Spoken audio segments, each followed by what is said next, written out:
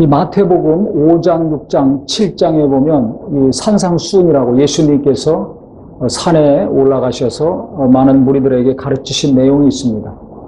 팔복부터 시작해가지고 빛과 소금이 돼야 된다 말씀하셨고, 또 비난하지 말아라, 또 원수를 사랑해라, 그를 위해서 축복을 해줘라 말씀하셨습니다. 또 하늘에 많은 보물을 쌓아놓으라, 땅의 것 어떻게 먹고 살아야 될지 염려하지 말아라, 먼저 그 나라를 구하면 내가 다 이루어주겠다. 그 다음에 기도에 대해서도 2번씩이나 가르쳐 주셨습니다. 외식하면서 금식하지 말아라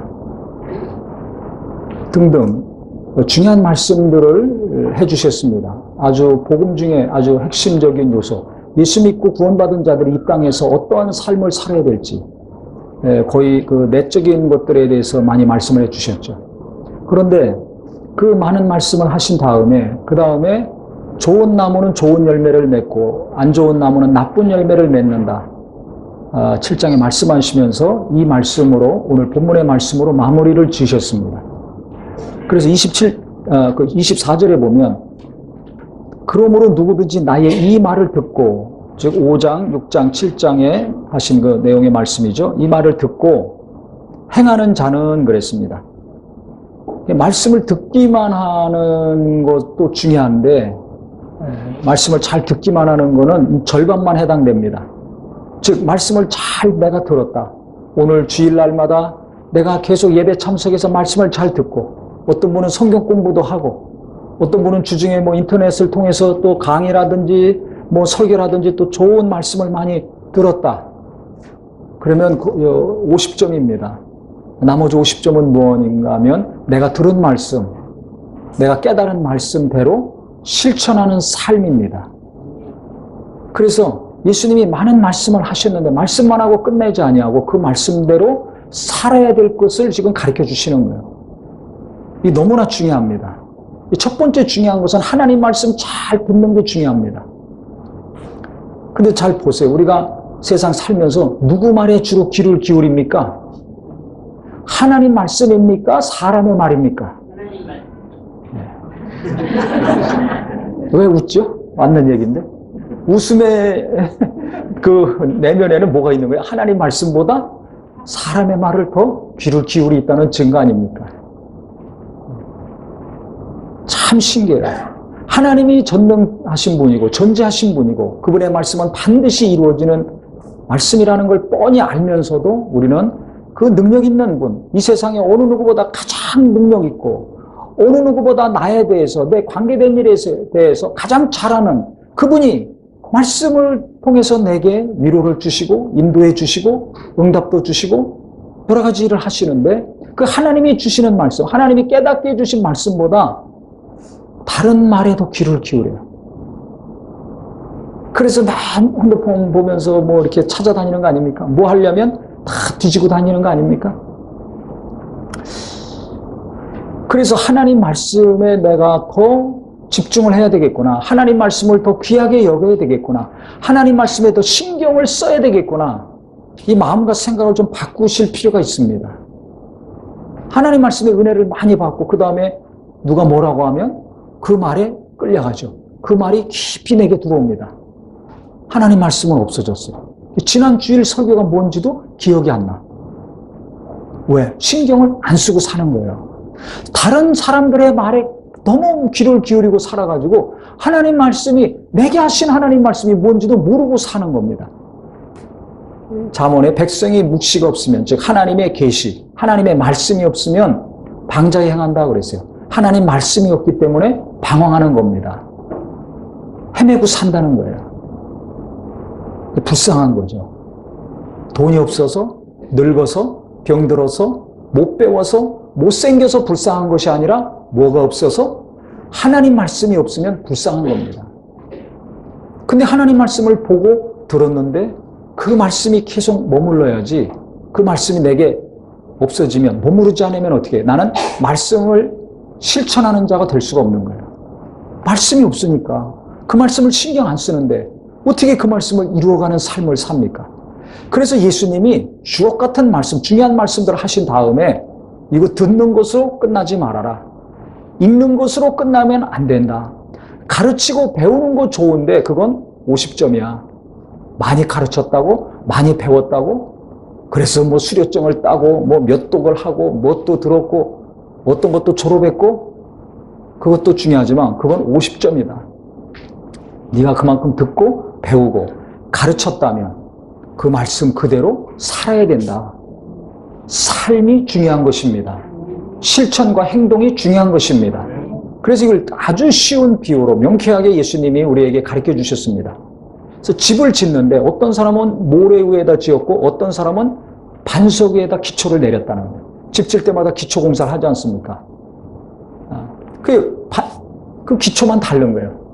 그 집을 짓습니다. 똑같이 이 설계비도 똑같이 들어가고 뭐 인테리어니 뭐 여러 가지 재료니 그 비용은 똑같이 들어갔을 거 아니에요.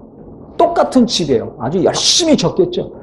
우리가 자식을 키우든 무슨 사업을 하든 뭘 하든 열심히 하지 않습니까? 막 고민하면서 하지 않습니까?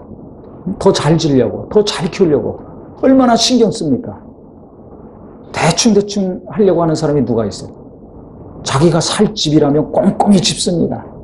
자기가 살고 자기 자식들이 살 집이라면 재료도 좋은 거, 그 다음에 아름답고 예쁘고 얼마나 신경을 많이 씁니까? 이 지혜를 많이 써서 합니다. 그런데 집을 다 쳐놨는데 비가 많이 와가지고 막 그 비가 큰 물이 돼가지고 막 몰아친다는 겁니다. 그 다음에 막 바람도 막 세게 몰아친다는 겁니다. 그때 무너지는 집이 있고 무너지지 않는 집이 있다는 거예요. 우리는 어떤 집을 짓길 원합니까? 무너지지 않는 집 짓기 원하죠. 자식을 키우더라도 자식들이 무너지지 않도록, 사업을 하더라도 무너지지 않도록, 교회를 세워갈 때도 누가 교회 무너지려고 교회에서 열심히 신앙생활합니까? 교회를 든든히 세워가려고 하죠. 무엇이든지 내 마음도 무너지지 않게 하려고 얼마나 노력합니까? 그런데 똑같이 공을 들이고 똑같이 열심히 하고 똑같이 잘 졌는데 무너지는 자가 있고 무너지지 않는 자가 있다는 거예요. 그게 뭐가 다른가? 오늘 잘 깨달으셔야 됩니다. 그렇게 물이 막 쏟아져 들어오고 바람이 막 불 때 무너지는 자는 모래 위에다 집을 진 자 무너진다는 거예요. 곧 말씀은 들었는데 많이 들었는데 잘 배웠는데 행함이 없는 사람, 어려움이 닥치면 무너진다는 거예요. 벌써 위기가 닥치면 마음이 막 무너져요. 가정의 어려움이 닥치면 남편이 무너든지 아내가 무너지든지 자식이 무너지든지 막 무너져 나가는 거예요. 큰 기업도 무너지고 교회도 보세요. 교회가 하나님 말씀으로 날마다 사는 곳이 교회 아닙니까? 기도하고 예배하고 찬송하고. 그런데 무너지는 교회들이 있습니까? 없습니까? 우리가 잘 알듯이 큰 교회들, 그 유명한 교회들이 팍팍 무너져 나가죠. 왜 그래요?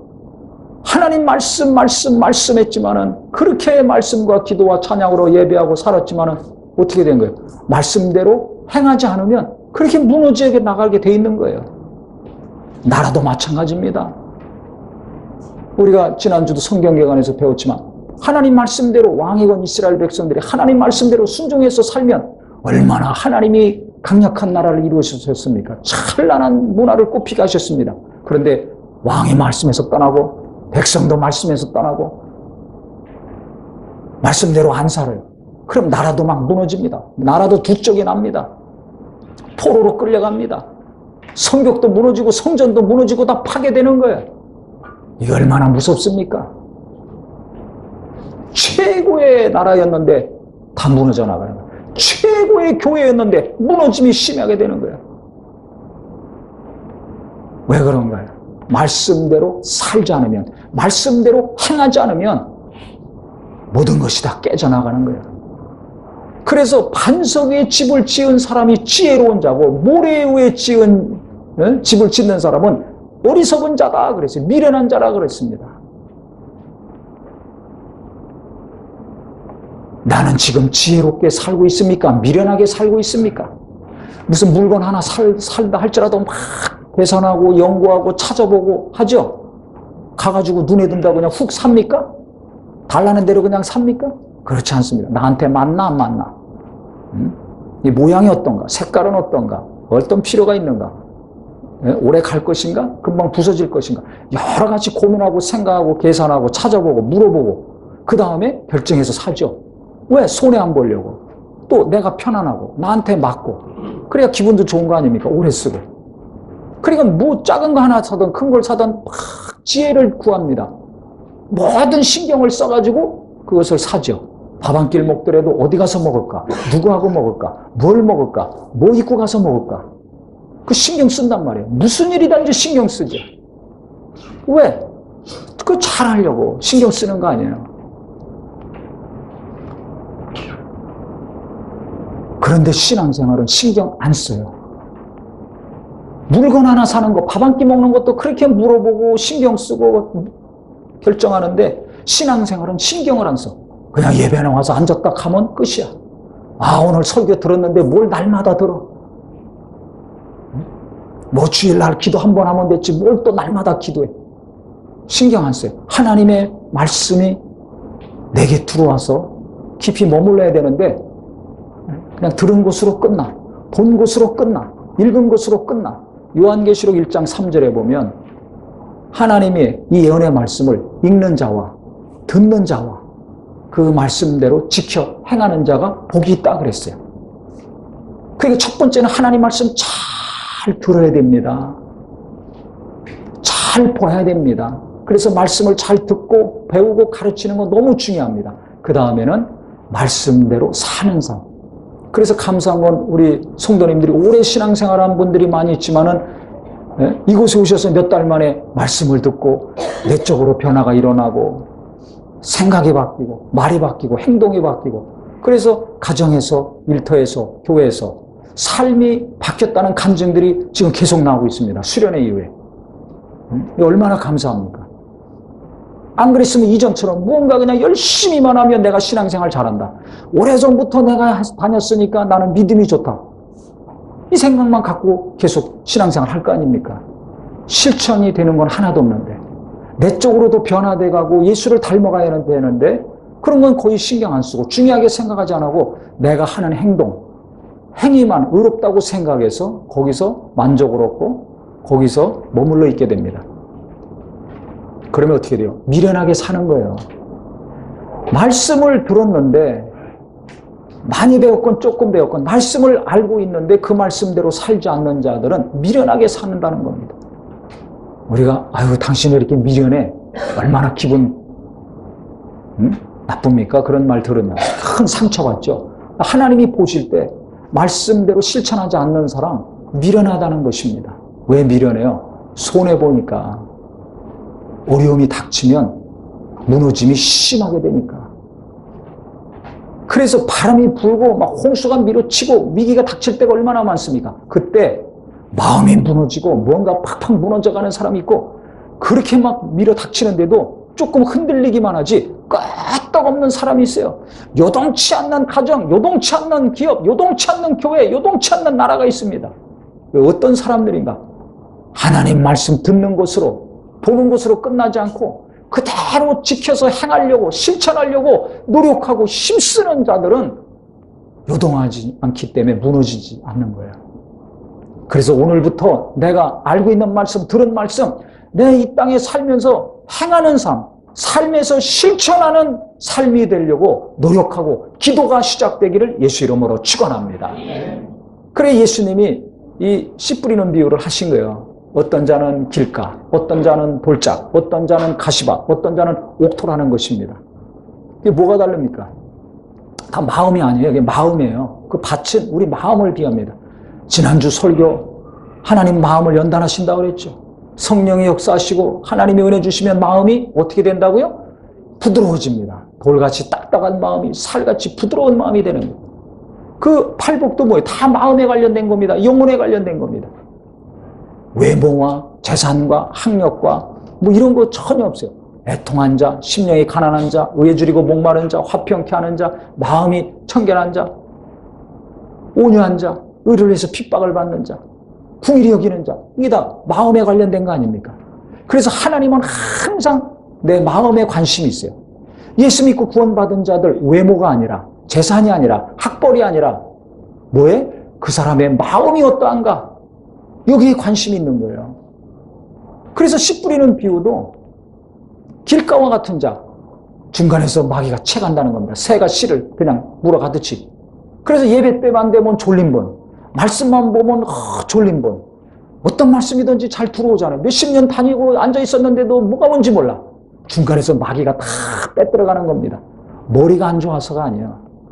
말씀을 다 중간에서 마귀가 빼들어가. 다른 것은 쏙쏙 들어오죠. 흥미가 있어요. 자꾸 들으려고 그래. 자꾸 보려고 그래. 근데 하나님 말씀은 듣기 싫어. 하나님 말씀은 봐도 보기 싫고 뭔가 입력이 안 돼.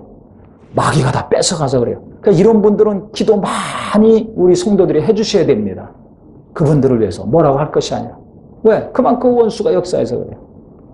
어떤 분은 돌짝밭, 마음이 돌같이 딱딱한 거예요. 마음에 딱딱한 돌짝이 들어있으니 어떻게 되겠어요?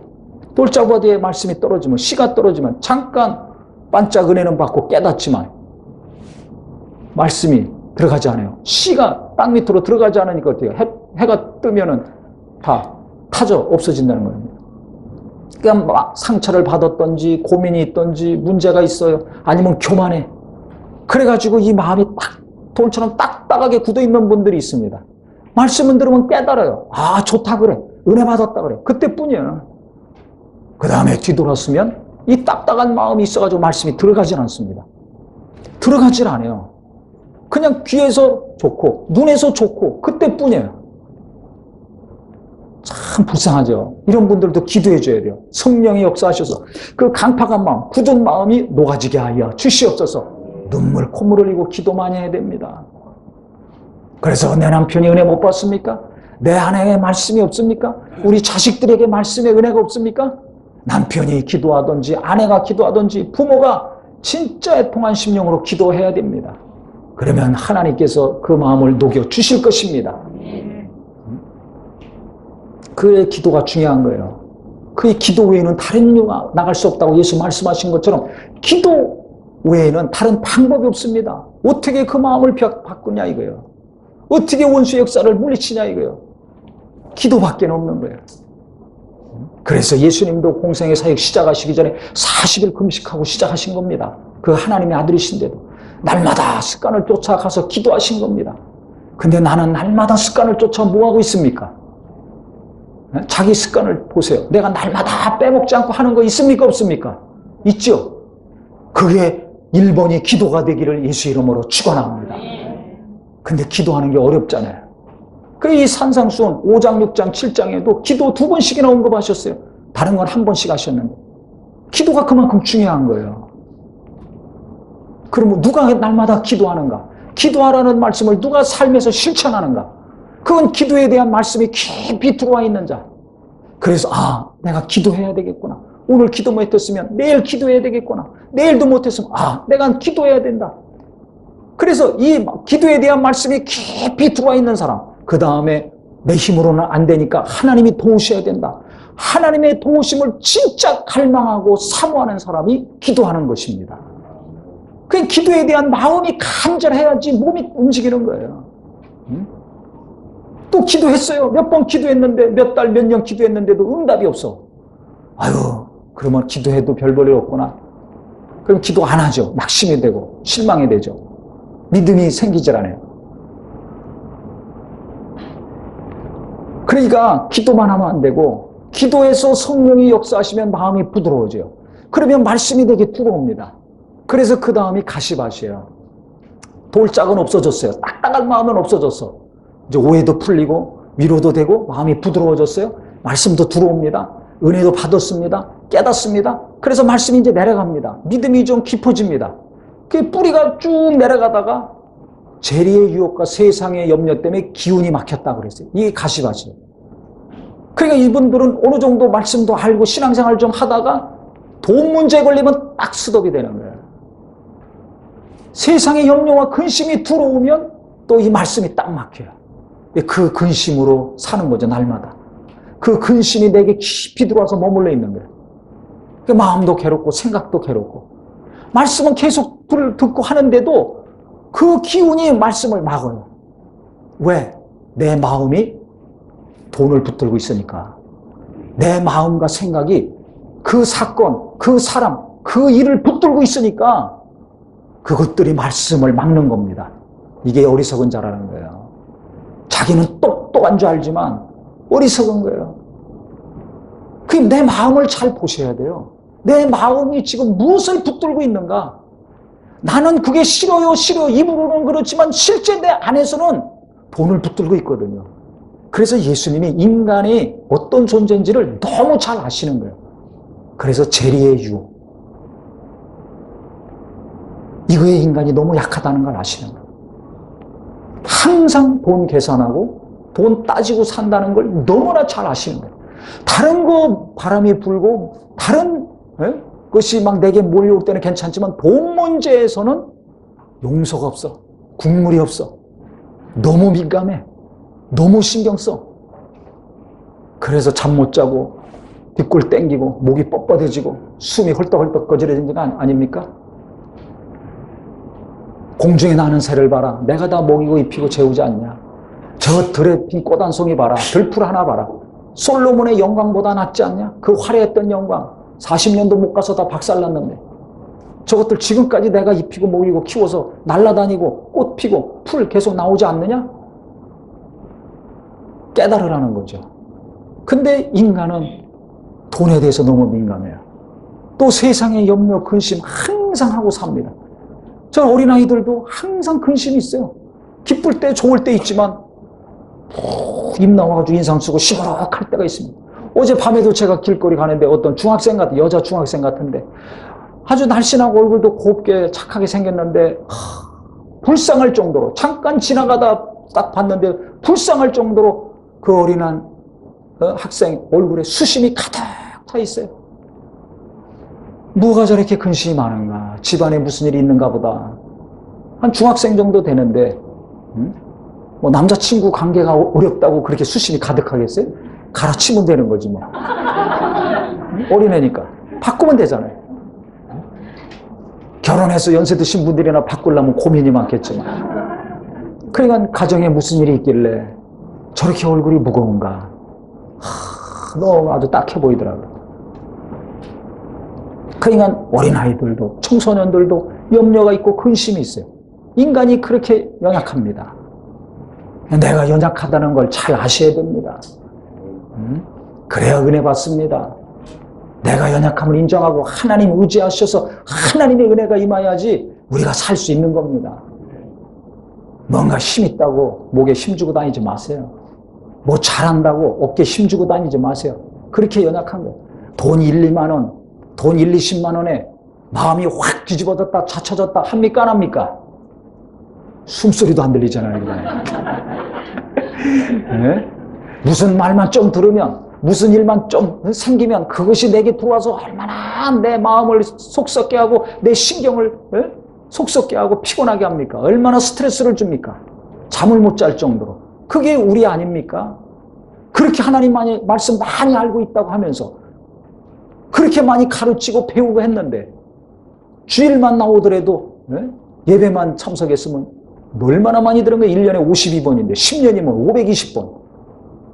엄청난 거 아닙니까? 20년이면 1000번이 넘습니다. 주일 예배만 참석만 해도. 그럼 뭐 웬만히 들을 말씀은 다 들은 거예요.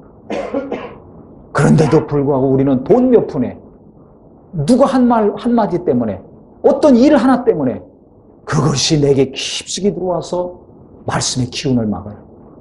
가시밭이 되지 말아야 된다 이거죠.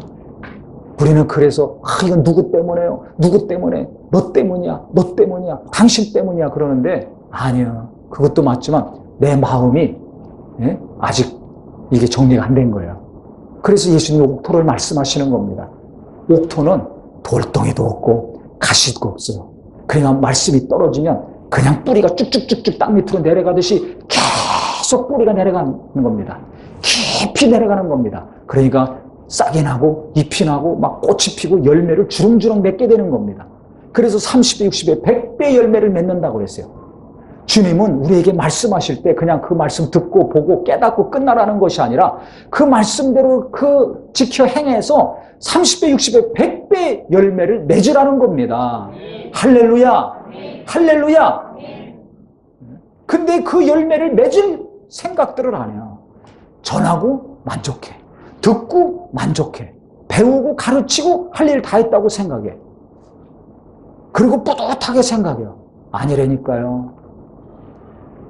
내가 가르쳤던, 배웠던, 들었던, 읽었던 그 말씀대로 내가 살아야 되겠구나. 그러면 누가 말씀대로 삽니까? 누가 30배, 60배, 100배의 결실을 맺습니까? 지금부터 잘 들으세요. 기도해야 돼요. 그래, 기도가 중요한 겁니다. 기도하면, 기도해보신 분은 알지만, 기도 괴롭고 힘들고, 뭐, 재리의 염려도 있고, 세상 염려, 근심이 막 있지만, 계속 기도하다 보면, 어떻게 됩니까?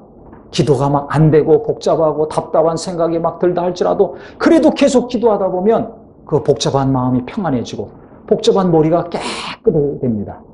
그게 고요한 호수처럼 마음이 잔잔하게 됩니다. 아주 신기하죠? 뭐 하면? 기도하면. 근데 이 좋은 기도 하기 쉽습니까? 어렵습니까? 어렵죠. 그러니까 하나님이 은혜를 주셔야 되는 거예요. 그래서 주여 내가 기도할 수 있게 하여 주시옵소서. 기도에 대해서 너무 많은 말씀들을 알고 있지만 나는 지금 기도 못하고 있잖아요. 기도 안 하고 있잖아요. 다른 것은 날마다 하면서 기도는 안 하고 있고 못합니다. 그러니까 하나님의 은혜가 필요합니다. 주여 내가 기도하는 자가 되게 하여 주시옵소서. 내 가족들 기도하는 은혜가 임하게 하여 주시옵소서. 기도의 영을 보내 주시옵소서. 예수님도 습관을 쫓아 날마다 기도하셨듯이 어려운 일 있으면 정말 밤새 기도하셨듯이 내가 기도하는 자, 우리 자식들이 기도하는 자, 우리 성도들이 기도하는 자 되게 하여 주시옵소서. 그래서 기도를 항상 중요하게 생각해야 됩니다. 그래야 틈만 나면 기도하려고 그러고 못했으면 또 더 하려고 그러죠. 어려운 일 있으면 그러니까 그 사람들은 또 기도하는 거예요. 기도하는 거예요. 그러니까 마음이 굳어지지 않는 겁니다. 근데 기도 안 하면 재리의 유혹, 세상의 염려, 근심, 누가 한 말 때문에, 무슨 일 때문에 마음이 상처가 되고 괴로워지는 거예요. 분노가 일어나고 힘들어지는 거예요. 이걸 뭘로 잠재웁니까? 그 기도 안 하면 그래서 무너져 나가는 거예요. 하나씩 하나씩 무너져 나가는 거예요. 근데 이걸 모르는 거예요. 겉은 멀쩡하니까. 속이 무너져 나가지 않아요. 속이 무너지면 다른 거 눈에 보이는 것도 자꾸 무너져 나가는 겁니다. 그래서 성경에 무너짐이 심하니라 그랬어요.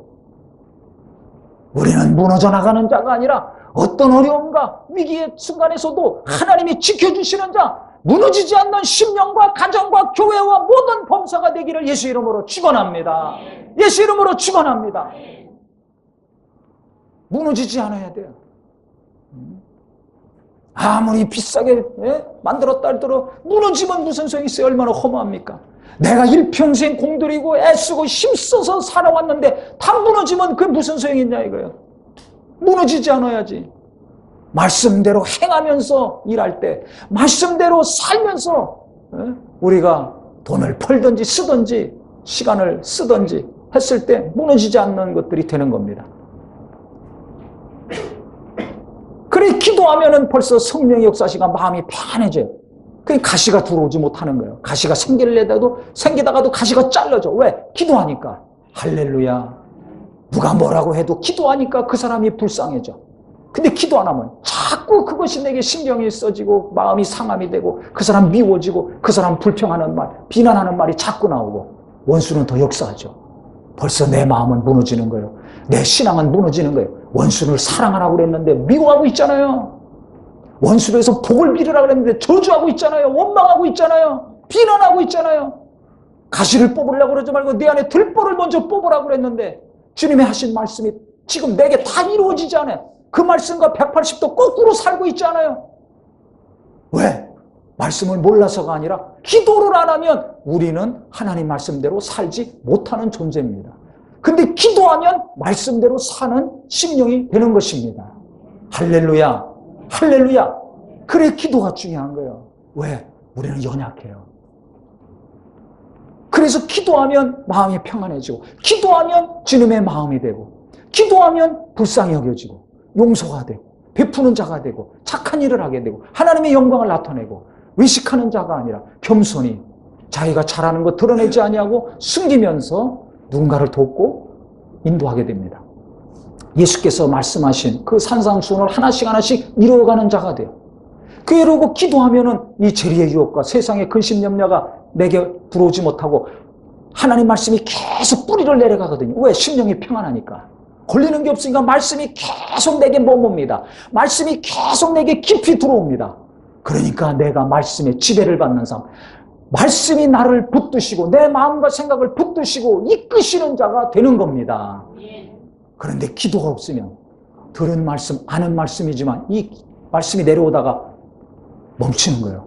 다른 것이 들어와서 내게 머물게 됩니다. 그러니까 돈에 이끌리는 사람, 인기에 이끌리는 사람, 정욕에 이끌리는 사람, 어느 누구에게 이끌리는 사람이 되는 거예요. 그러니까 마음이 어렵고 힘들죠.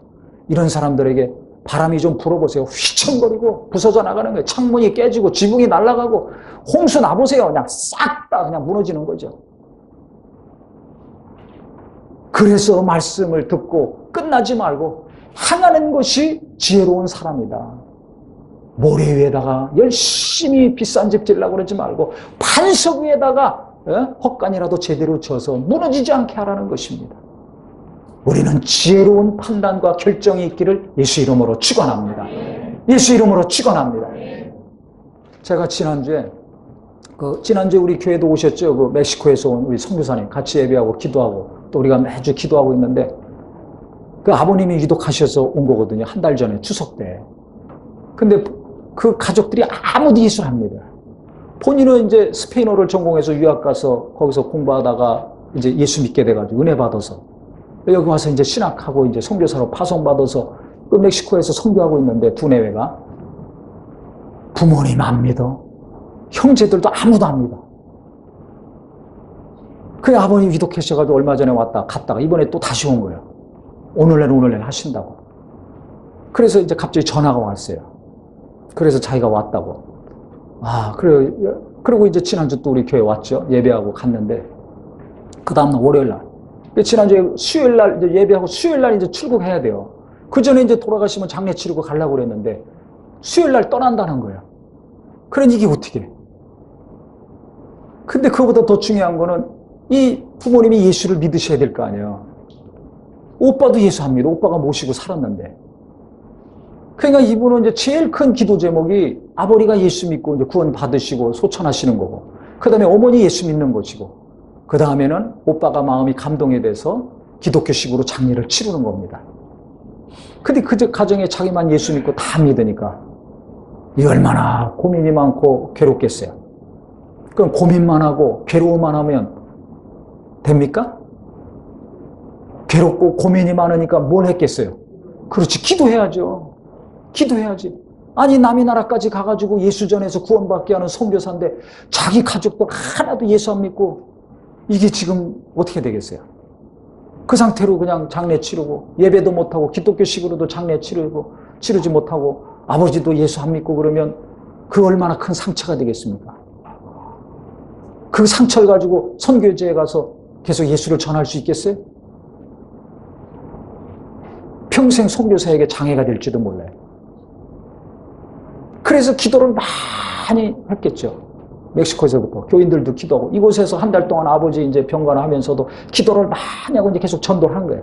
그래서 아버니가 한 달 동안 와서 있는 동안에 예수를 영접하셨어요. 어느 순간에 어머니도 이제 새벽에 막 가서 교회 가서 기도하시더라는 거예요. 그래서 어머니도 예수 믿고 하나님 믿고 이제 기도를 하시기 시작한 거예요. 그래서 이제 우리 교회 지난주 왔다가 이제 월요일 날 그 전라도 광주인데 친정에 아침에 전화가 왔어요. 목사님, 아버님 의식이 지금 의식이 없다고, 곧 어떻게 되실 것 같다고 병원에서는 이제 그렇게 얘기한다고. 그러냐고. 그 어떻게 장례 치료해야 되냐고. 그 어떻게 해야 되냐고. 근데 아니 장례 치료를 어떻게 치러? 그래서 그분이 전화를 하는데 그 소리가 장례 어떻게 치료해야 됩니까? 목사님 할 때는 제 귀에는 뭐라고 들렸냐면 목사님 장례 치러주세요. 이 말로 들리더라. 그러니까 저한테 왔겠죠. 그 많은 목사들도 있는데 큰 교회에서 교단도 있고. 근데 저한테 계속 연락 오고 우리 교회도 온 거 아닙니까? 목사님이 장례 치러주세요. 이 말로 들리더라고요. 그래서 제가 몇 가지 묻고 걱정하지 말아라. 걱정하지 마라. 내가 가서 치러줄 테니까 걱정하지 말고 아버지도 예수 믿으시고 그 다음에 교회식으로 하라고 하셨으니까 어머니도 예수 믿으시고 기도하고 있으니까 오빠 잘 설득해라. 문제는 오빠거든요. 오빠가 모시고 살고 했으니까 오빠가 허락해야 교회식으로 할 거 아닙니까? 그래서 오빠한테 잘 얘기해서 오빠 결정하면 바로 나한테 연락하라. 그랬더니 이제 오후에 전화가 왔어요. 바로 지금 운명하셨다고, 소천하셨다고. 그래서 가족들도 다 허락했다고, 알았다고. 근데 내려가서 장례 치러주겠다고. 그래서 이제 광주에 가가지고 장례 치러주고, 발인까지 다 하고 화장까지 하고 기도해주고 왔는데, 저도 이제 내려가면서, 집사람하고 내려가면서 그 가족들 본 적이 없잖아요. 그리고 아시다시피 이 지방 장례 치를 때 보면, 막 복잡한 일이 많습니다. 또 거기 또 이거 하는 분들이 또 있잖아요, 항상. 그러고 막 소리 지르든지. 그리고 이분들이 교회 안 다니는 분들인데, 가족들도 다. 그 예배는 제대로 할 수 있을래나? 목사 보고 또 따지고 또 뭐 시비 거는 거 없을래나? 여러 가지 생각을 고민하고 갔어요. 또 가서 문전박대 당하는 거 아닌가? 여러 가지 고민이 있었어요. 그래서 딱 갔는데, 가서 이제 입관하고서 입관 예배를 하는데, 뭐 교회들 다 안 다니니까 가족이 성경책도 저희들이 가져갔습니다. 예배를 해야 되니까. 저희 집사람하고. 그래서 여러 번 가져가서 이제 나눠주고서 이제 찬송을 해야 되잖아요. 근데 다 성경 찾아가고 찬송 찾아가면서 다 찬송 부르더라고요. 할렐루야. 그래서 깜짝 놀랐어요. 찬송을 다 불러. 가족들이. 성경책도 막 끝까지 막 페이지 수 보통 안 찾거든요. 그냥 눈만 감고 듣지. 근데 다 찾아요, 또 이렇게. 교회 다니지도 않는 분들이. 다니는 사람도 안 찾는데.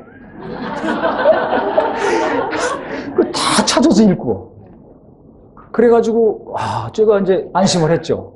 준비가 다 됐구나. 그래서 이제 그 송교사님하고 쭉 얘기를 들어보니까 너무 좋아하는 거예요. 왜 좋아해? 아버지 예수 믿고 가셨지. 어머니도 예수 믿고 하나님 믿지. 오빠도 허락해가지고 온 가족이 다 예배하고 찬송하면서 장례 치르지. 또 목사님이 서울에서 여기까지 와서 또 막 다 끝까지 해준다 그러지. 그러니까 너무 기뻐하고 좋아하는 거예요. 초상집에서 눈물이 나와야 되는데 얼굴이 환해지고 웃음이 나오더라고요. 할렐루야. 사람이 죽는 것보다 더 큰 풍랑과 더 큰 파도가 어디 있습니까? 가장 크게 슬퍼야 될 순간인데 큰 위로와 기쁨이 그 선교사님 안에 있었어요. 왜? 내가 기도한 기도, 우리가 기도한 기도를 하나님이 정확하게 다 이루어 주셨다. 그 기도를 이루어 주셨다는 것 때문에 너무 위로받고 기뻐하는 거예요. 저는 그분이 그렇게 위로받고 기뻐하고 하는 것을 보면서 하나님이 이 가정에 함께 하시는구나. 하나님이 이 선교사님들 이 내외의 기도를 들어주셔서 이와 같이 은혜를 베풀어 주셨구나. 그것을 보면서 또 저도 크게 위로받고 감사했습니다. 육체는 너무 피곤했지만. 만약에 그분이 걱정하고 염려하고 근심만 했다면 그와 같은 일이 이루어집니까? 그래서 내가 어려운 일이 닥칠 때 걱정이 되고 근심이 되고 염려가 많이 될 때마다 하나님께 그 걱정을 옮겨놓고 근심을 옮겨놓고 염려를 아뢰는 기도가 있기를 예수 이름으로 축원합니다. 복음을 위해서 열심히 헌신적으로 가르치고 기도하고 막 열심히 하는 분들이거든요. 그러니까 그 기도를 하나님이 들어주시는 거죠. 그래서 우리 성도님들 기도할 때 낙심이 되고 응답이 좀 더디 온다고 기도할까 말까 고민이 되겠지만은 하나님 말씀이 내게 있으면 계속 기도할 수 있어요. 말씀이 없으면 기도 못합니다. 그래서 예수님도 내가 너희 안에 너희가 내 안에 내 말이 너희 안에 있으면 무엇이든지 원하는 대로 구하라. 그러면 내가 시행하리라. 요한복음 5장 7절에 말씀하셨어요. 말씀이 너희 안에 있으면 무엇이든지 구하라는 거예요. 그럼 내가 이루겠다. 말씀이 없으니까 기도의 힘이 약해지는 거죠. 주여 주여 하다가 응답이 없으니까 약해지는 거예요. 그래서 말씀이 있는 게 중요한. 그래서 씨 뿌리는 비유를 하신 거예요. 오늘 이 말씀처럼 기도하던 마음이 왜 무너집니까? 헌금하던 마음이 왜 무너집니까? 전도하고 봉사하는 마음이 왜 무너졌습니까? 누구 때문에요? 누구 때문에요? 누구 때문에요가 아니라 내 안에 뭐가 없어서 말씀이 없으면 무너지는 거예요. 집이 무너지기 전에, 사업이 무너지고 교회가 무너지기 전에 내 마음이 벌써 무너지는 겁니다. 생각이 무너지는 겁니다. 그래서 입으로 나오는 말씀, 귀로만 듣고 눈으로만 보는 것으로 끝나지 마시고 이 말씀이 내 안에 계속 머물 수 있도록 내가 그 말씀을 붙드시기를 예수 이름으로 축원합니다. 이 노력을 좀 내가 해야 돼요. 말씀을 좀 붙드는 노력, 기도해서 이 말씀이 계속해서 막히지 않고 기운을 내 안에 강력히 내릴 수 있도록, 내 남편 속에, 내 자식 속에, 내 아내 속에, 내 사랑하는 성도들 속에 하나님의 말씀이 계속 강력하게 뿌리내릴 수 있도록 기도를 해야 됩니다. 그래야 그 말씀이 있을 때 내가 계속 그 말씀대로 살 수 있는 힘이 거기서 나오는 것이에요. 기도의 힘도, 기도에 대한 말씀이 내게 깊이 뿌리내어 있어야지 그 말씀이 나를 휘어잡으니까 시도 때도 없이 기도하는 것이고, 응답이 오나 안 오나 응답받을 때까지 계속 간절히 기도할 수 있는 것입니다. 그래서 말씀을 붙들고 사냐, 내가 돈을 붙들고 사는가, 말씀이 내 안에 뿌리를 내려서 그 말씀이 나를 휘어잡고 나를 이끌어가는가, 아니면 돈이 나를 이끌어갑니까? 어느 사람이 이끌어갑니까? 일이 나를 이끌어갑니까? 나는 누구에 매여 있는가?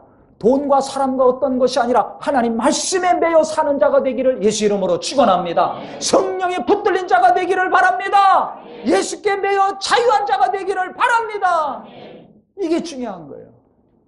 그래서 우리 모두는 하나님 말씀이 내게 붙들고 있고 하나님 말씀이 나를 휘어잡고 내게 깊이 뿌리내려 있어서 그 말씀 따라 사는 자, 그가 말씀대로 행하는 자예요. 말씀이 삶에서 이루어지는 자입니다. 그래서 기도해서 심령이 평안함으로 말씀이 심겨지고, 또 기도함으로 그 말씀이 계속 뿌리내리게 하시고, 그래서 그 말씀이 나를 휘어잡음으로 기도가 지속이 되고, 그러므로 말미암아 말씀의 열매도 맺히고 기도의 응답도 맺히고, 그래서 30배, 60배, 100배 열매를 가면 갈수록 주렁주렁 맺히고 보는 기쁨이 충만하기를 예수 이름으로 축원합니다. 예수 이름으로 축원합니다. 지금까지 내가 뭐하고 살았나, 앞으로 내가 어떻게 살아야 될 것인가, 한숨 쉬지 마시고 한숨을 기도로 바꾸세요. 탄식을 기도로 바꿔보세요. 그러면 하나님이 평안을 주시고 말씀을 주실 것입니다. 그래서 들은 말씀, 본 말씀, 은혜 받은 말씀, 그 말씀 붙들고 계속 기도하고 그 말씀 의지하셔서 시간이 가면 갈수록 열매 맺는 자, 정말 놀라운 응답을 받는 자, 하나님의 말씀이 이곳저곳에서 이루어지는 큰 기쁨의 주인공들이 되기를 예수 이름으로 축원합니다. 예수 이름으로 축원합니다. 우리 이를 위해서 간절히 같이 기도하시겠습니다.